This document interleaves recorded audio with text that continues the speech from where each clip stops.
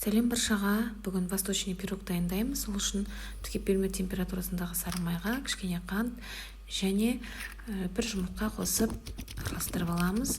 Одан кейін үстіне сәл ғана 3 ас қасықтай сүт қосамыз. Неге сода қосамыз. Бұның барлығын жақсылап араластырамыз. Одан кейін електен өткізілген ұнымызды ақырындап отырып қосып, қамырымызды жұмсақ қылып илеп аламыз. Қамырды тындыруға бір 15-20 минутқа қойсақ болады. Одан кейін мінекей қамырымызды ақырындап жайып, дөңгелек қылып өзінің формасына қоямыз. Бұл кәдімгі песочный тесто, өте жұмсақ болады. Противенді майлап алып, қамырымызды әдемілеп орналастырып шығамыз.